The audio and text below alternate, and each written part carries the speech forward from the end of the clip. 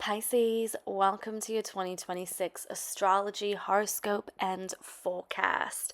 We've got a lot to talk about. Now, the eclipses will still occur in your sign in 2026. So many of you are still going through very strong life changes in 2026.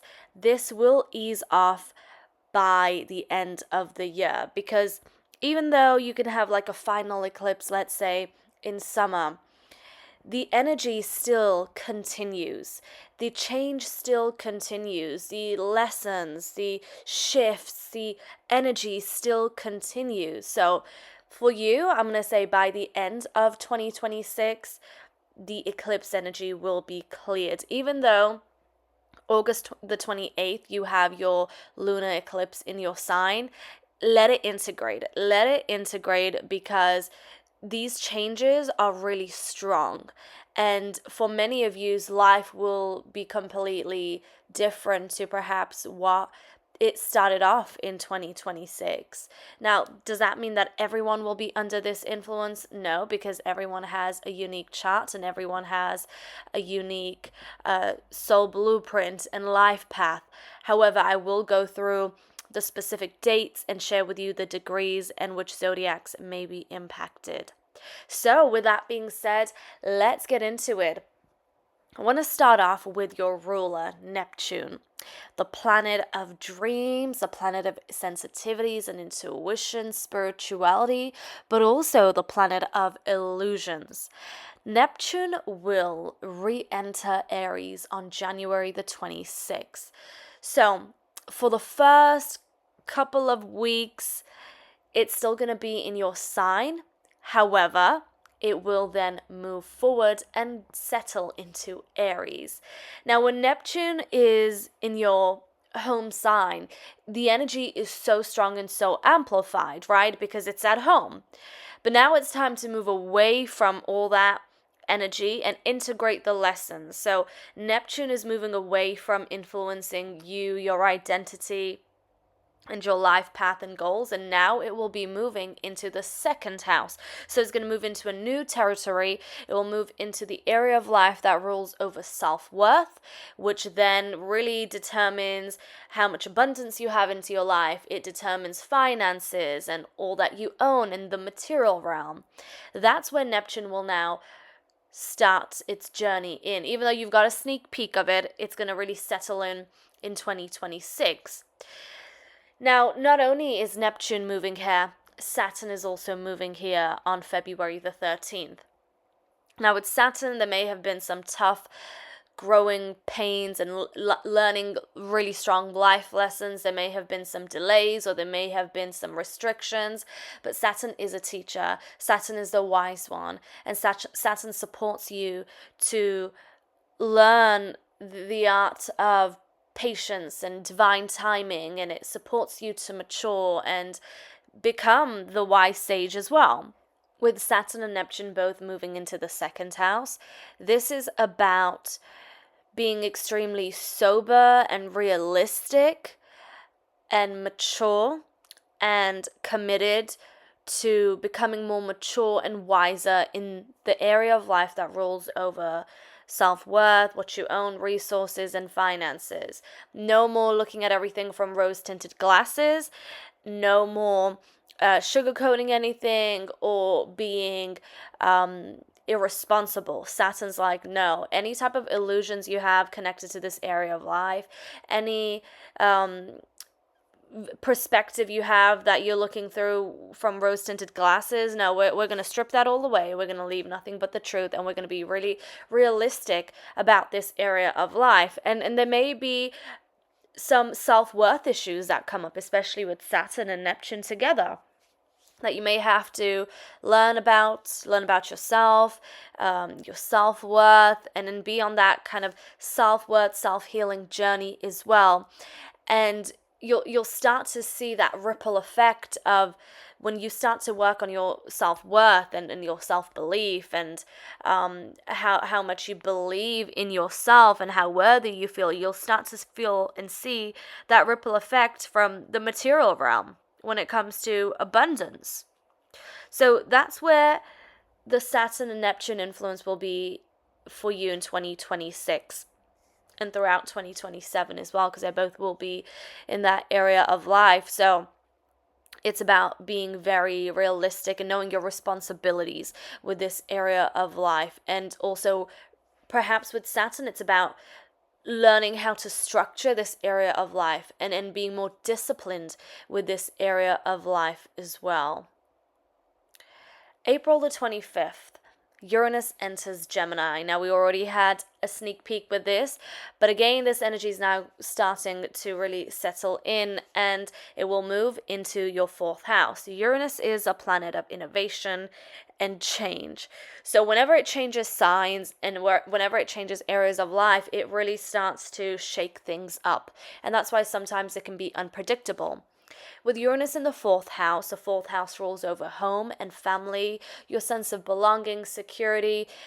This energy may be unpredictable for a while, or perhaps there's some changes happening, rapid changes that you're not able to really predict because they're coming out of nowhere. Or perhaps you feel like you need more independence, or you need more freedom, or you need more change, or you need more stimulation in this area of life. So perhaps there's a lot of moving around, or a lot of relocating.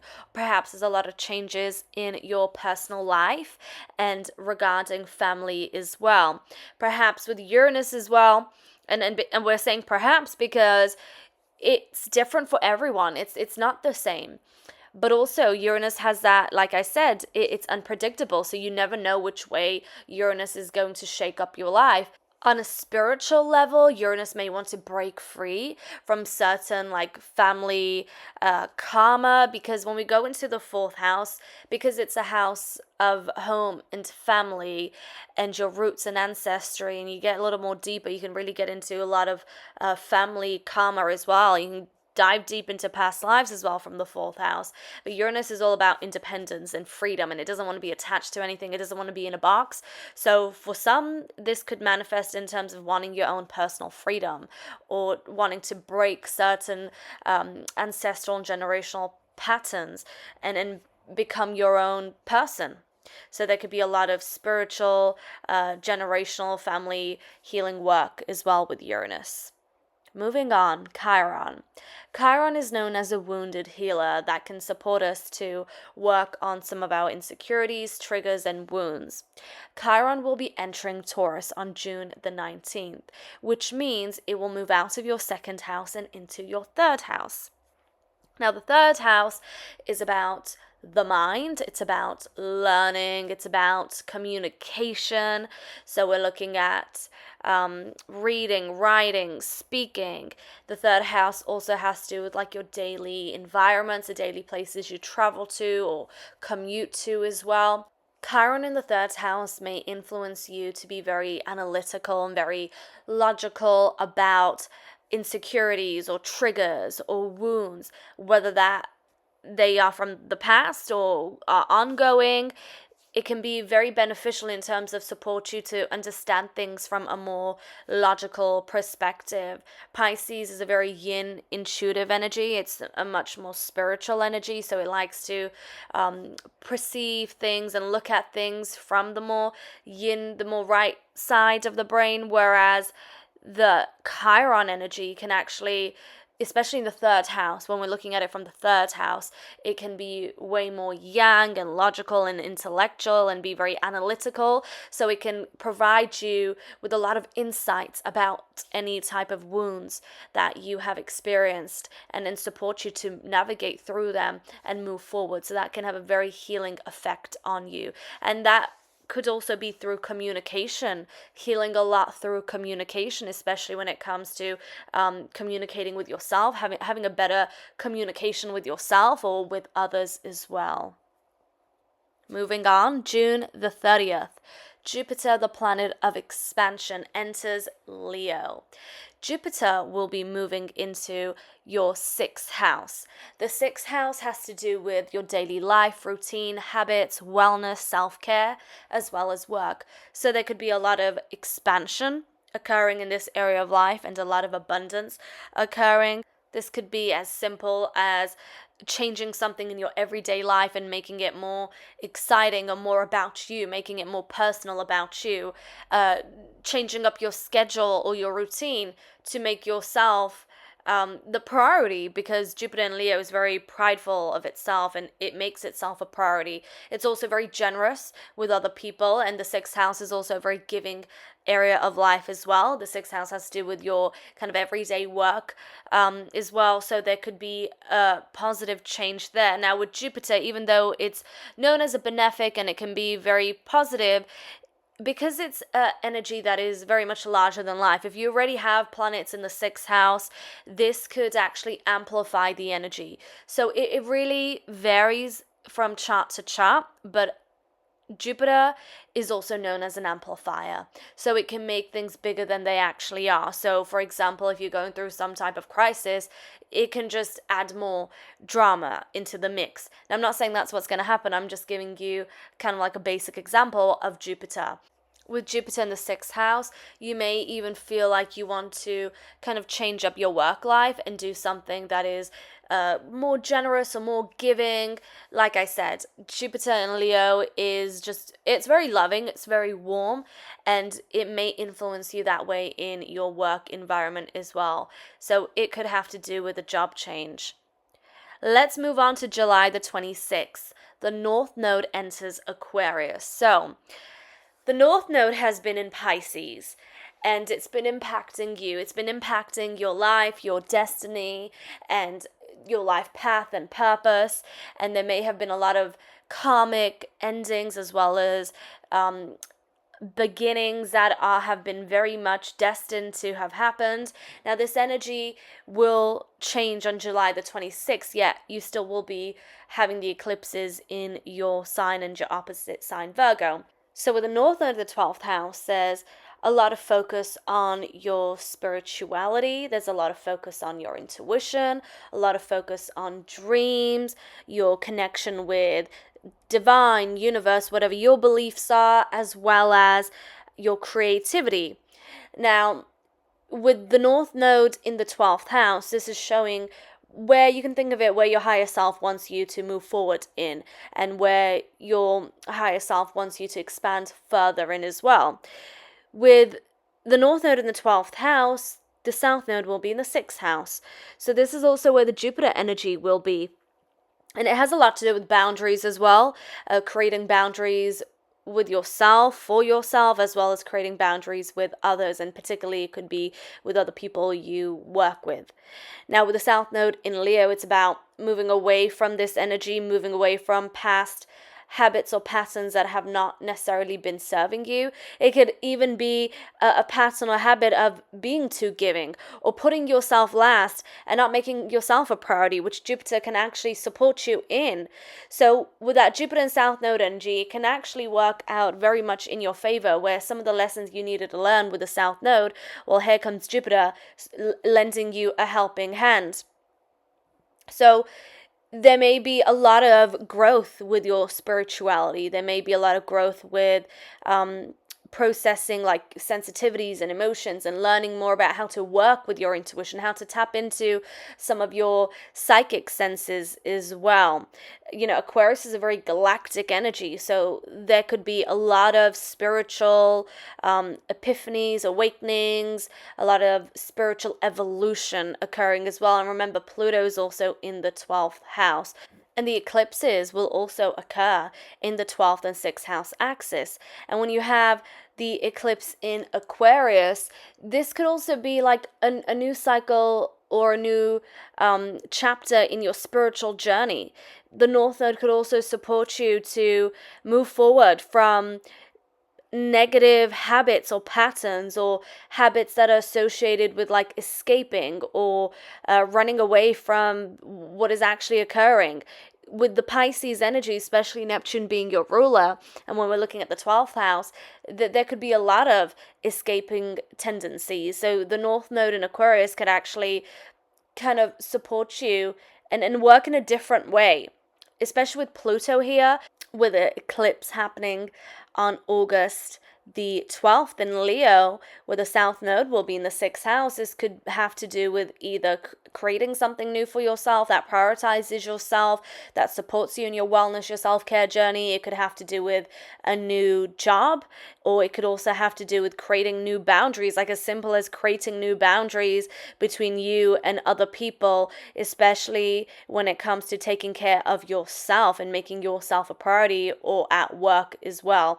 But there seems to be like this new direction, this new shift occurring in your life, and then really prioritizing mind, body, soul, and spirit, prioritizing your wellness and making yourself a priority, because even just the Pisces energy can be very giving, and it's very much because it's very just on a more divine manifestation. It's more empathic naturally, so it's about setting boundaries and in being very careful with your energy and where you're putting your energy. Let's move on to Venus, the planet of love and relationships, because she's going retrograde in 2026. She'll start off her retrograde in Scorpio in October and move back into Libra. So we're looking at the 9th house and the 8th house. So the 8th house has to do with what you share and own with others. This could have to do with a relationship. This could have to do with intimacy. This area of life also rules over deep spiritual transformation.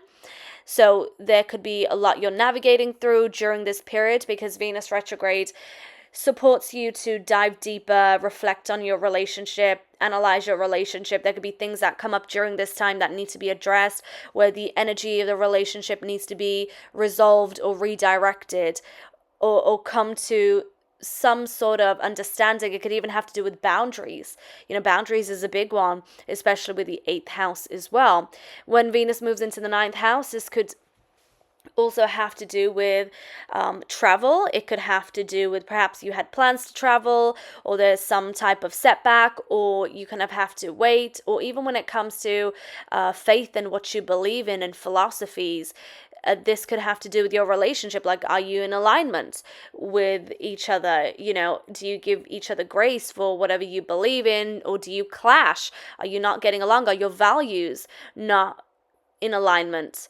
So there could be some relationship stuff that comes up, and it's going to start off in Scorpio. So Scorpio always brings up what's hidden. It brings up the secrets. It brings up anything that has been hiding deep down beneath the surface. And we're also going to have Mercury retrogrades happening in all the water signs in 2026. We're going to have a Mercury retrograde in your sign starting February the 26th, which is going to be very key for you. And Mercury retrograde is a time where it asks us to, again, reflect, to analyze our life and where we're headed and what we've been up to. It asks us to resolve certain energies, depending on, of course, where it's transiting. And for you, it'll be your first house. So we're looking at you, your identity. We're looking at your goals and life path and purpose here as well. It asks you to also redirect your energy. We also have Mercury retrograde happening in the sign of Cancer as well as Scorpio. So there's going to be a lot of emotions that come up. There's going to be a lot of working towards your intuition and really integrating it so you're able to tap into it. Now let's move on to the lunar events. So we've already spoken about the Aquarius and Leo eclipses. Let's talk about the final Pisces eclipses and the Virgo eclipses. So March the 3rd, we got a lunar eclipse in Virgo at 12 degrees, which will be in your 7th house. So the sun will be in Pisces and the moon will be in Virgo. So that is going to be very strong for you, especially if you have either Virgo, Pisces at 12 degrees or very close by. This could be a major shift or change in you, your life, your identity, your life direction, path, goals, or a relationship or a committed type of partnership. There could be some sort of ending. There could be some sort of change, like a major change that occurs. And sometimes eclipses, even though it can impact two areas of life or an axis, it could actually have a ripple effect on your entire chart life. So it could impact your relationships, but that kind of has a ripple effect in terms of your home and your family dynamics or career goals. So look at your chart and take a look at where 12 degrees of Pisces and Virgo is. This energy has been brewing up. It has been gaining momentum. It may have been connected to 2025 and what you've gone through in those eclipses as well. You have a new moon in your sign on March the 18th, and this new moon will occur at 28 degrees of Pisces in your first house. So if you have Pisces planets at 28 degrees or close by, this may be very important for you. This is a new beginning, a new chapter, a new cycle. This is your annual new moon, so it's about a rebirth, and it is connected with you, your identity, goals, life path, and purpose. August the 28th, we got a lunar eclipse in your sign at 4 degrees. So again, this is super important. Take a look at your chart. Take a look at where Pisces is in your chart. And especially if you have any planets at 4 degrees or close by, early Pisces, because this is going to be very important. And this is the final eclipse in Pisces until we enter the Aquarius and Leo energy. So this may be some sort of finale, some type of closure that you receive. And if you've been perhaps working hard on something, working hard on a goal, working hard on manifesting something, this could be a time where that energy you've been kind of like this journey you've been on where you've been working hard and putting all the energy and the effort, this may be the time where you kind of receive that energy back. It comes back to you, or this cycle, this journey you've been on, it comes into fruition. Okay, so it's a very important lunar eclipse because it's one of the final ones, and it's a lunar eclipse which has a lot of emphasis typically on endings, but remember that endings are for new beginnings to occur. So there's a lot going on in 2026. You got the final eclipses in your sign. You have a lot of new energies occurring for you in 2026, and also Mercury retrograde happening in your sign. Pisces, I'm wishing you all the best in 2026. May it be everything you are hoping, wishing, and working towards. And let me know your big three. Let me know what you are looking forward to in 2026. Leave a comment down below. Remember, you can listen to these episodes on the go on Spotify or Apple Podcasts. Subscribe, click on the notification bell, and I'll see you in your January 2026 horoscope. Take care.